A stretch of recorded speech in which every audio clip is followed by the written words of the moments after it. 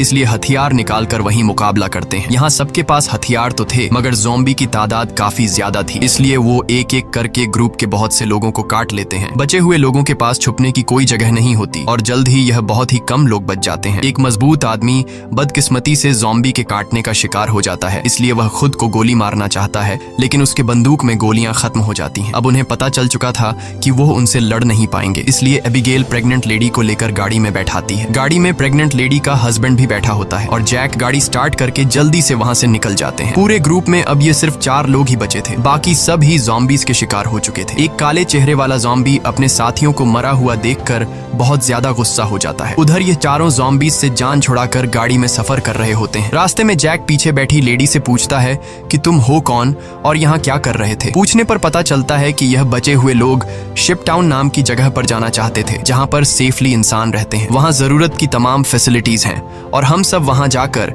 एक नॉर्मल जिंदगी गुजारना चाहते थे। ये सुनकर एबिगेल बहुत खुश होती है, क्योंकि यही तो वो जगह है जहाँ वह हमेशा से जाना चाहती थी। जिस पर जैक ने कहा कि यहाँ पर कोई भी ऐसी कॉलोनी वगैरह नहीं है, मैं पिछले 10 सालों से यहाँ वहाँ भटक रहा हूँ, मुझे तो कोई ऐसी कॉलोनी नहीं दिखाई दी। तभी अचानक बीच रास्ते में उनकी गाड़ी खराब हो जाती है। इस दौरान प्रेग्नेंट लेडी का हस्बैंड बाहर निकलता है, जिसका नाम डेविड है। वह उनसे कहता है कि मैं एक मैकेनिक हूँ और मैं इसे ठीक कर सकता हूँ, लेकिन औजार न होने की वजह से गाड़ी ठीक नहीं हो पाती। इसीलिए यह लोग गाड़ी को यहीं पर छोड़कर पैदल सफर करने लगते हैं। कई किलोमीटर सफर करने के बाद वह लोग एक वीरान सोसाइटी में पहुंच जाते हैं। यहाँ ऊंची इमारतें अभी भी खड़ी हैं, लेकिन हर तरफ मौत की शांति छाई हुई है। ये लोग सबसे पहले इस जगह की अच्छी तरह से जांच भी करते हैं। जब उन्हें कोई खतरा महसूस नहीं होता तो यह लोग रात यहाँ गुजारने का फैसला करते हैं। रात को वह लोग आग जलाकर खाना पकाते हैं। एबिगेल शिपटाउन नाम के उस जगह पर जाने के लिए बहुत बेताब थी। वह उस प्रेग्नेंट औरत से उस जगह के बारे में बातचीत करने लगती है। प्रेग्नेंट औरत उससे बताती है कि हमारा पहले से उस शिपटाउन में रहने वाले लोगों के साथ रेडियो पर कांटेक्ट हो चुका है। वह एक बहुत ही खूबसूरत जगह है जहां हम आजादी से रह सकते हैं। ये बातें सुनकर एबिगेल की आंखों में चमक उठी। दूसरी तरफ जैक बाहर चारों ओर जाल बिछा देता है, ताकि अगर वह लोग सो भी जाए तो खतरा करीब होने पर फौरन पता चले। जैक अंदर आकर एक मैप निकालता है और सबको समझाता है कि वो मेगन और डेविड को कुछ दूर तक पहुंचाएगा और उसके बाद दोनों अलग अलग रास्ते पर चले जाएंगे। लेकिन एबिगेल जैक के इस फैसले से खुश नहीं थी। वह जैक के पास जाकर उससे बहस करती है कि डेविड अपनी प्रेग्नेंट वाइफ को उस जगह तक सेफली नहीं पहुंचा पाएगा, इसलिए हमें उनके साथ चलना चाहिए। जैक कहता है हमें समझदारी से काम लेना चाहिए। देखो, जहां लोग ज्यादा होते हैं वहां पर खतरा भी ज्यादा होता है। लेकिन एबिगेल जैक के इस फैसले से नाराज होकर चली जाती है। हालांकि दोनों को ये नहीं पता होता कि वह काले चेहरे वाला ज़ॉम्बी उनकी गाड़ी को सूंघते हुए वहां तक पहुंच चुका है। अगली सुबह एबिगेल छत पर बैठकर अपने बचपन की फोटोज देख रही होती है कि अचानक नीचे पेड़ों से सरसराहट की आवाज आती है। वह समझ जाती है कि ज़ॉम्बी अंदर आ गए हैं और सबको वार्निंग देने के लिए नीचे दौड़कर जाती है कि तभी रास्ते में एक ज़ॉम्बी भी उसके पीछे लग जाता है।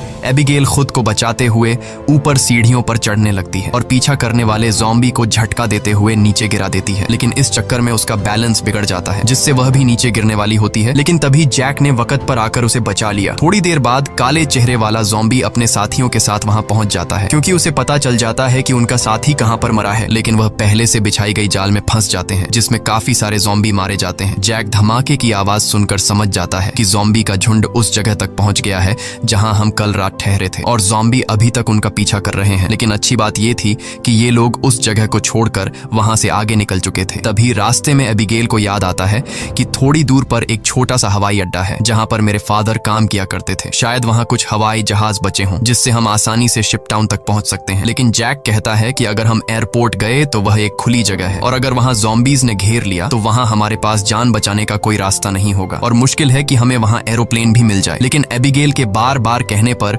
वह वहां जाने के लिए मान जाता है, जिसके बाद ये लोग एयरपोर्ट आ गए। लेकिन यहाँ पर कोई भी एरोप्लेन नहीं था। जैक कहता है देखा, मैंने कहा था यहाँ पर कोई भी एरोप्लेन नहीं होगा। लेकिन जब वह लोग वहां पर एक छोटे से गराज में पहुंचते हैं तो गराज का दरवाजा खोलते ही लकीली वहां उन्हें एक छोटा एरोप्लेन मिल जाता है। ये देखकर ये लोग बहुत खुश हो जाते हैं, क्योंकि अब उनका शिपटाउन तक पहुंचने का रास्ता आसान हो गया। लेकिन ये हवाई जहाज बहुत दिनों से इस्तेमाल नहीं हुआ था, इसलिए मैकेनिक डेविड कहता है कि उसे ठीक करने की जरूरत है। ज्यादा नहीं, मैं उसे 10 से 15 मिनट के अंदर ठीक कर दूंगा। जब तक डेविड एरोप्लेन को ठीक करता तब तक जैक और एबिगेल एयरपोर्ट में कुछ काम की चीजें ढूंढने लग जाते हैं। तभी डेविड दूरबीन से देखता है कि दूर से बहुत सारे ज़ॉम्बीज आ रहे हैं जो बहुत जल्द एरोप्लेन तक पहुंच जाएंगे। वह लोग दौड़ कर आते हैं और उन दोनों को वार्न करते हैं कि हमें जल्दी से एरोप्लेन को स्टार्ट करना होगा, नहीं तो ज़ॉम्बी यहाँ पहुंचकर हमें मार देंगे। एबिगेल जल्दी से पायलट की सीट पर बैठ जाती है है, वहाँ पर मौजूद बुक्स को रीड करती है। उसके फादर पायलट थे, इसलिए उसने अपने फादर से एयरप्लेन को कंट्रोल करने की थोड़ी बहुत जानकारी सीखी थी। और जैक ज़ॉम्बीज को शूट करके उन्हें रोकने की कोशिश करता है। एबिगेल जैसे तैसे करके एरोप्लेन को स्टार्ट कर लेती है, लेकिन तब तक बहुत देर हो चुकी थी। वहाँ बहुत सारे ज़ॉम्बी रनवे तक पहुंच जाते हैं। उनकी रफ्तार काफी तेज थी और उनमें से एक ज़ॉम्बी एरोप्लेन के दरवाजे तक पहुंच भी जाता है, लेकिन जैक उसे गोली मारकर एरोप्लेन को उसे छुड़ा लेता है और एबिगेल जहाज के कंट्रोल को समझ जाती है। इस तरह से ये लोग जहाज को टेक ऑफ कर लेते हैं। हवाई जहाज में बैठे सभी लोग बहुत खुश हैं क्योंकि वो जल्द ही सीधे शिप टाउन पहुंच जाएंगे, लेकिन ये खुशी थोड़ी ही देर की मेहमान थी। जैसे ही ये लोग थोड़ा सा आगे गए तो अचानक जहाज के इंजन में से धुआं निकलने लगा।